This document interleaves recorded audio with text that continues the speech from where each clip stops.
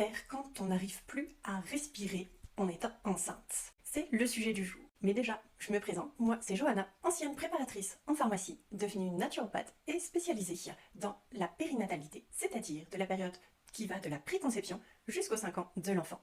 Sujet assez important à mon sens parce que ultra fréquent, et j'aimerais avec cette vidéo que vous puissiez repartir déjà avec la compréhension de pourquoi ça vous arrive et surtout de comment en fait y remédier.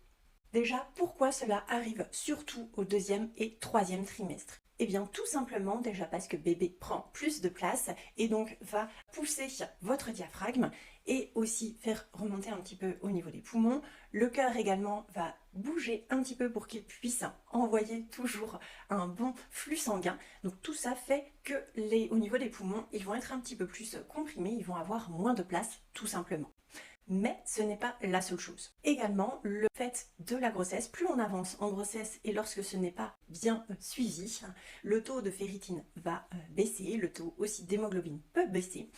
Et sauf que l'hémoglobine, elle emmène également l'oxygène. Donc ce qui fait que vous avez beau respirer, eh bien votre oxygène va être moins bien réparti dans le corps et donc une plus grande difficulté quelque part à respirer. Mais ce n'est pas tout.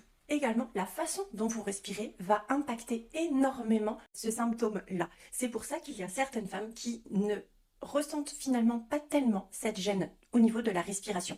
Parce qu'elles ont pris une habitude fondamentale depuis le début de la grossesse, mais surtout généralement depuis avant la grossesse. Et donc cette habitude, c'est celle que je vais vous donner aujourd'hui pour que vous puissiez au moins prévenir, si ce n'est diminuer en fait le risque d'avoir des difficultés de respiration. Ce que les femmes font pour éviter ça, c'est déjà de faire des bons lavages de nez pour continuer à avoir une respiration nasale. J'en ai déjà parlé dans d'autres vidéos. Le but de la respiration nasale, c'est d'avoir une oxygénation qui soit bien plus importante, bien plus efficace, grâce à un gaz que l'on crée par le nez tout simplement, c'est le NO. Si vous ne savez pas ce que c'est, je vous renvoie à d'autres de mes vidéos, vous les trouverez sur ma chaîne, ce sera facile. Donc le but de ce gaz, c'est justement donc d'aider l'oxygénation de tout le corps, de diminuer aussi le stress, ce qui fait que vous ne rentrez pas dans un cercle vicieux. Et donc pour permettre simplement cette respiration nasale, ce qu'il faut c'est déjà que ça soit bien dégagé, pour qu'il y ait de la place, donc bien faire des lavages de nez,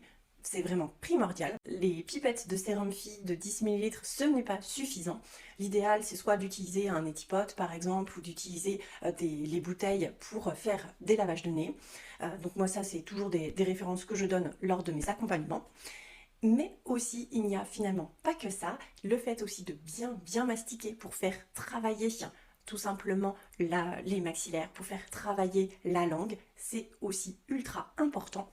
Parce que si à ce niveau-là, tout est contracté, eh bien vous allez aussi contracter le diaphragme, vous allez d'ailleurs aussi contracter les muscles pelviens et donc créer des douleurs, que ce soit au niveau du dos. Mais par rapport au sujet qui nous intéresse aujourd'hui, eh bien vous n'allez plus réussir à bien respirer, à avoir en fait de la place, du mouvement au niveau de votre diaphragme. Donc c'est vraiment très important de faire attention à ça. Mais ce n'est pas tout, je vous donne encore un autre petit tips, ce sera au niveau de votre langue. Tout simplement pour aider la respiration nasale, eh bien il faut avoir une langue qui est haute.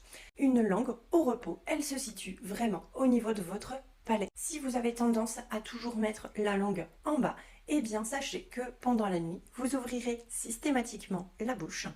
Et là, pour le coup, votre respiration ne sera jamais nasale. C'est ultra important. Le signe le plus dramatique que je rencontre, c'est lorsque la femme me dit qu'elle ronfle durant sa grossesse. Ça, c'est vraiment un warning énorme dans ma tête qui s'allume.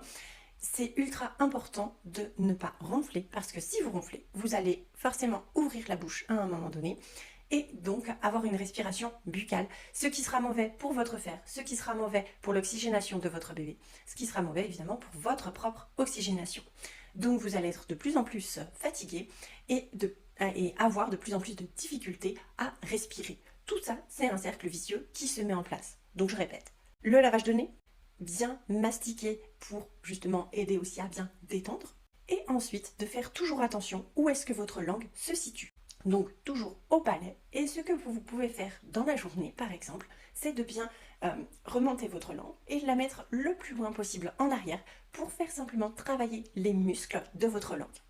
Lorsque c'est le repas, eh bien, vous pouvez mastiquer un peu d'un côté et utiliser utilisez votre langue sans ouvrir la bouche pour passer vos aliments de l'autre côté. Vous recontinuez à mastiquer et vous refaites pareil. Ainsi, vous allez vraiment bien muscler votre langue et donc avoir une meilleure oxygénation. Si ce n'est pas suffisant, ce que je vous conseille, c'est de mettre un petit sparadrap autour de la bouche. Les myotèpes sont les plus connus par rapport à ça, afin de vous aider à obliger finalement votre bouche à rester bien fermée et à respirer par le nez. Si votre conduit n'est pas suffisamment grand, j'en ai déjà parlé dans d'autres vidéos, mais ce que j'apprécie énormément et que j'utilise personnellement, ce sont les bandelettes magnétiques de la marque Inflo.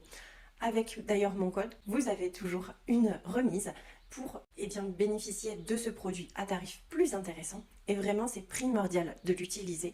Pourquoi? Parce que l'oxygénation, c'est finalement le premier carburant de vos cellules. Il sera le garant pour votre bébé d'avoir le moins de tension possible, d'arriver le plus sereinement possible, mais aussi pour vous et pour monsieur, évidemment, d'éviter les risques cardiovasculaires, d'éviter aussi la fatigue, tout simplement, parce que lorsqu'il y a une meilleure oxygénation, eh bien, on dort mieux et donc on récupère mieux, tout simplement. Dernier petit tips, ce sera l'environnement. Évidemment, si vous êtes dans une chambre qui est beaucoup trop chaude, vous allez moins bien respirer. Donc ça, c'est important de faire attention de bien baisser la température, mais aussi qu'il y ait suffisamment d'oxygène dans la pièce. Donc si vous dormez dans une chambre qui est vraiment toute petite, je vous invite à peut-être soit garder la porte ouverte, ou alors, suivant la saison, suivant l'environnement autour, à peut-être garder la fenêtre ouverte. En sachant que le plus intéressant, c'est vraiment de dormir la fenêtre ouverte. Personnellement, c'est ce que je fais à longueur d'année.